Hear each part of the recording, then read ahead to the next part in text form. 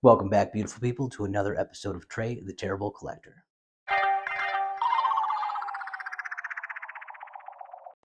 So on the last video that we did for Caliban, my mic died almost immediately upon starting the episode. I charged it up, and hopefully we should be in good shape because we are continuing with X-Force Series 6. In my opinion, the best run of X-Force toys that we got through the whole line. We're opening up today another big, beefy figure. This is Nimrod.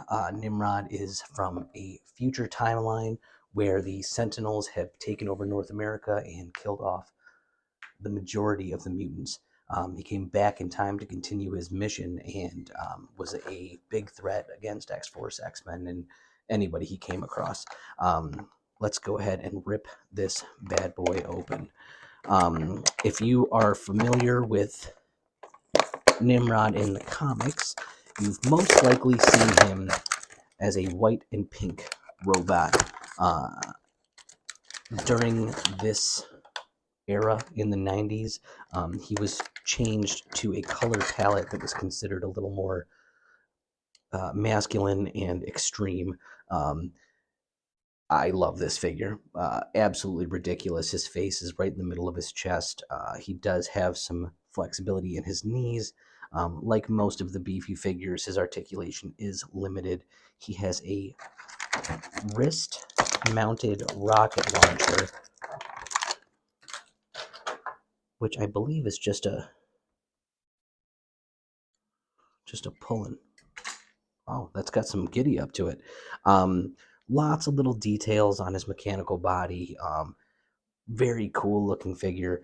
And another, like Caliban, he looks like a force to be reckoned with. He stands up in terms of scale to the other figures.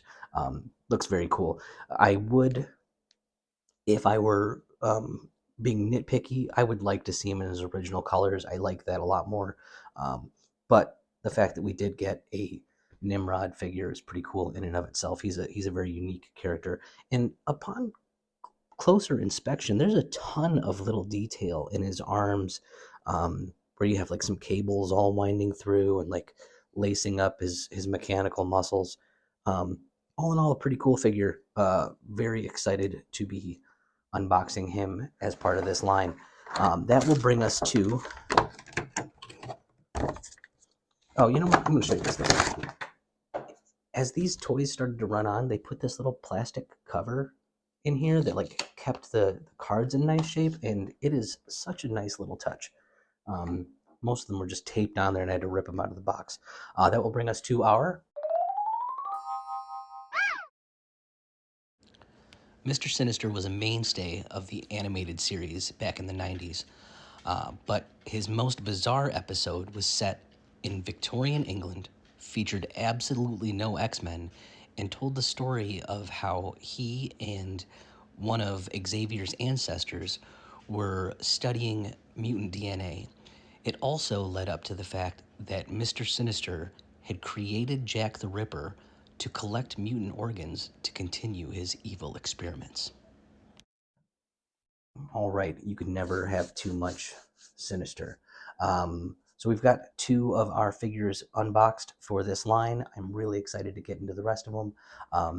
Remember to like and subscribe, set on your notifications so you can know when we get a new video out. These are going to be coming out pretty fast and probably pretty sloppy, but it's just because I want them out there. I really like them. So as always, y'all have been wonderful, and I have been terrible, and I will see you again soon.